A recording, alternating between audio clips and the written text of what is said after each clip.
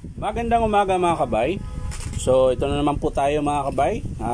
Magandang umaga sa inyong lahat dyan mga kabay. Naway sa mabuting kalagayan po tayo lahat. So ayan, may approve estimate po ako dito mga kabay. Ito yung in-estimate ko nung Merkulis 09133 011724. Ayan. So ang papalitan natin mga kabay, yung motor niya. Ito yung umusok mga kabay. So tara, samahan nyo po ako. So ayan mga kabay, nabuksan ko na po siya. Ayan. So kakalasin na po natin mga kabay.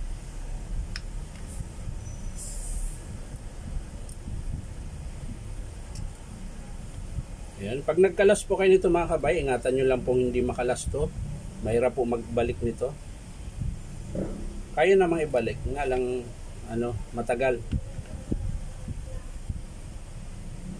Ayan. Kailangan nakaganyan lang siya mga kabay.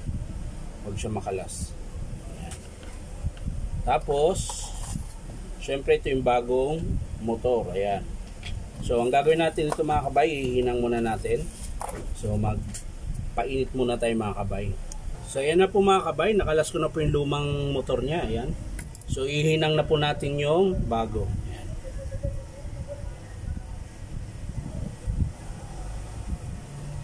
Ayan.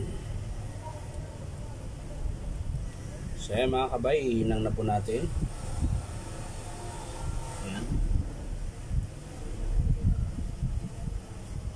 Yung dulo na wala pa.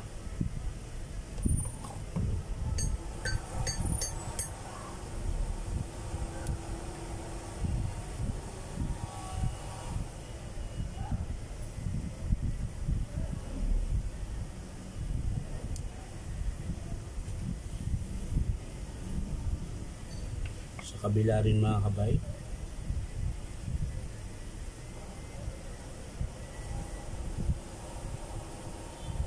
So ayan, tapos na mga kabay. Hinang na po natin ng maayos. Yun. So ikakabit na natin mga kabay.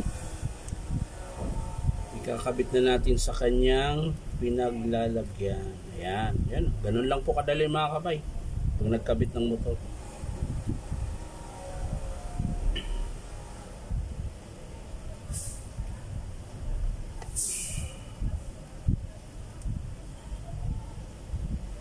Ito, ayusin nyo lang mga kabay na hindi kayo magkamali dahil baka mabasag. Madali po itong mabasag pag naipit.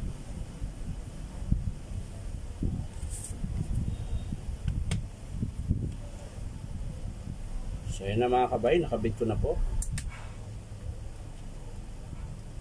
Ayusin lang natin yung wiring. Baka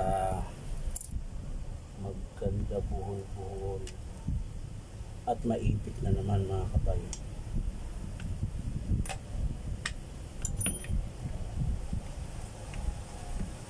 So yun na mga kabay, okay na. Sasara na po natin mga kabay.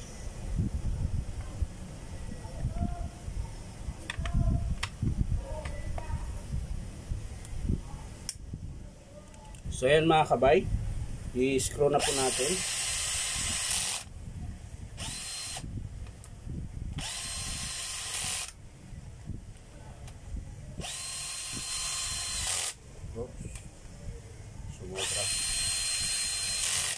Sumobra ang paghigpit.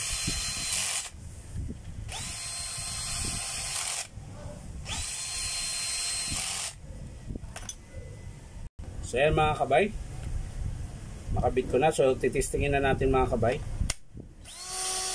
Yun. Hindi na po siya umuusok mga kabay.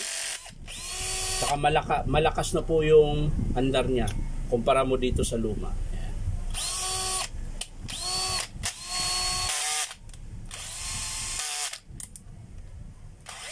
Saka mahirap na po siyang pigilan mga kabay.